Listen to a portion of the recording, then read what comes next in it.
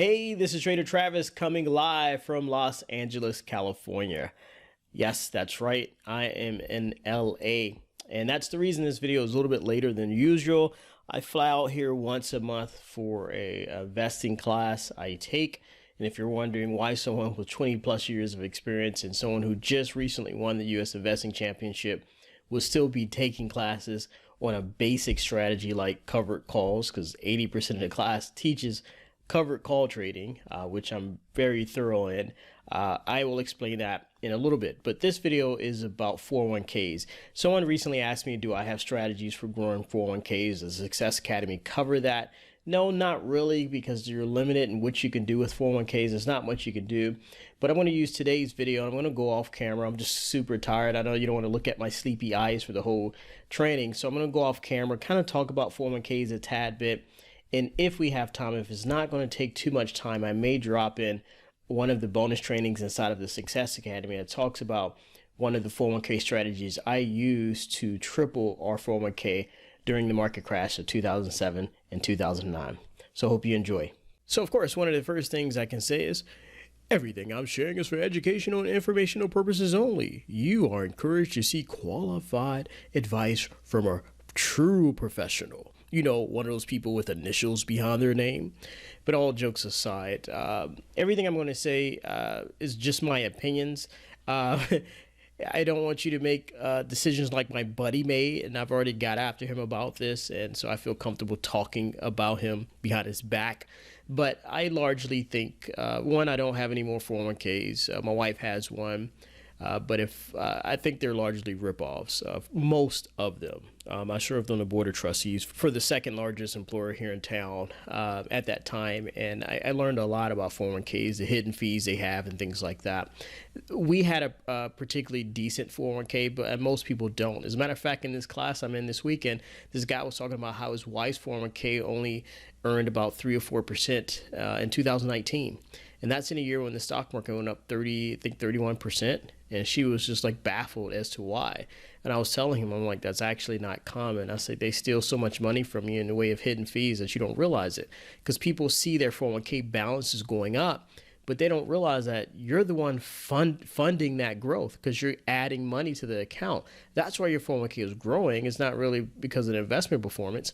If you were to ever stop contributing to it, you would be able to easily calculate your beginning and ending balance and then see, well, how did my 401k actually underperform the market by X%? And that's how you'll be able to see, like, okay, either they're taking your money in the form of fees or mismanaging it. But anyway, so I said that to my friend. He stopped contributing to his 401k because of that, because I said they were ripoffs, right? Okay, well, that was several years back. And so I'm talking to him not too long ago, and I'm like, well, what do you have in your long-term investments? Well, I stopped because you said they were scams. I'm like, I never said stop contributing to the 401k. I said you just need to be aware. You need to study and be aware of the fees that are associated with them and things like that. I was like, any kind of a flawed investment plan is still better than no investment plan, because I'm like, he had every intention of trading options with the money instead of putting in a 401k and everything else. But what happens? Life gets in the way. So he never invested. I'm like, dude, you could have 3x your net worth just by investing in a crappy 401k versus letting life get in the way and spending money and buying new cars and things like that. So just because I personally think 401ks are largely a ripoff doesn't mean don't contribute to one. That just wouldn't be smart. But one of the things you can do with 401ks is I'm going to load up a video and show you. I'm going to mute it. It's a video I was going through with one of my clients, showing them one of the funds in their portfolio. So again, this is not investment advice, but one of my clients wanted to know about 401ks. And so I was showing them, hey, look up performance with your 401ks. If you have two funds and they both do the same thing, first look at the performance. You don't want to just chase performance. Another thing you want to look at is the expense ratio. And so for this particular fund, it had an expense ratio of 0.14. And so I was saying, hey, if you find another fund that's equivalent to this one, and it has not 0.14, expense ratio of 0.18, and it has an expense ratio of anything other than 0.0 something, in my opinion, is an expensive fund when you can get Vanguard funds for like 0.0 something percent. So this one was 0.18%.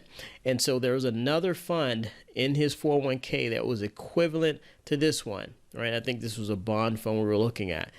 And so here was that other bond fund, and see the expense ratio is 0.02.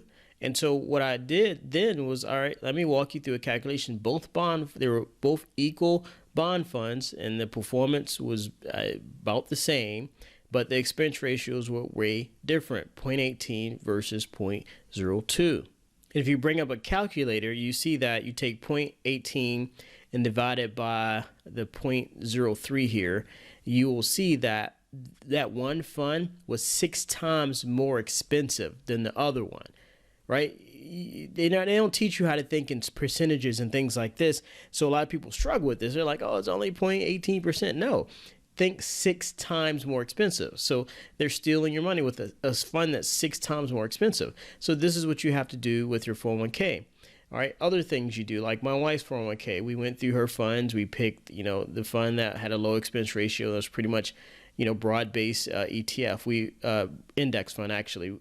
She was lucky because they had a Vanguard index fund in there. 100% stocks, right? Because that gives us the best performance. A little bit more volatility, but we can handle that because I trade options and I can insure it with another account. All right. And lastly, what I'll leave you with is part of a bonus training I recorded for the Success Academy, teaching them, some of the ways to handle their money in a market crash and what I did with my 401k when I had it during a market crash. Because with 401ks, there's really no advanced strategies you can use. You can't trade options in it and things like that. That's another reason I hate 401ks, is because they limit you. It's pretty much giving your money to the government for 60 years and allowing people to steal your money in the form of fees, right? Pretty much. Illegal thievery. But again, just my opinion. But anyway, I don't like the restrictions in them. But when you have a market crash, you still can take advantage of that crash. So I kind of walk you through what I did with my particular 401k when I had it. And other than that, that's really all I have to say about 401ks. I'll end with that bonus video because there's not much you can do. Your hands are pretty tied. You can just make sure you have a 401k that is not charging you like 3% a year to manage. You have to ask your fund administrator what the actual fees are, if they know. Most people don't know. And then pick funds that have low expense ratios. They give you pretty decent performance. And then you can use strategies like, power contributions, which you're about to see. Last thing I'll say on 401ks is people will say, well, how can I insure my 401k? It costs like $11,000 to insure with put options, and I don't have that. Well, one guy in this class this week, and I'm not advising you to do this, but I'm like, I never thought about that. Well, you can see if your 401k has a in-service withdrawals where you can take money out tax and penalty free and then put it in the IRA. But this guy, what he did was take a loan out on his 401k. I was like, I never thought about this. So he took a loan out on his 401k. Since he's learning how to trade covered calls where he earns like 2 to 5% a month, he then put that money in his account. So let's assume it's 30 grand. So he took a 30 grand loan from his 401k, put it in a trading account, conservatively traded covered calls on it, right? And he's making 2 to 5% on that. He's paying the 401k loan back through his paycheck from work. So that's taken care of.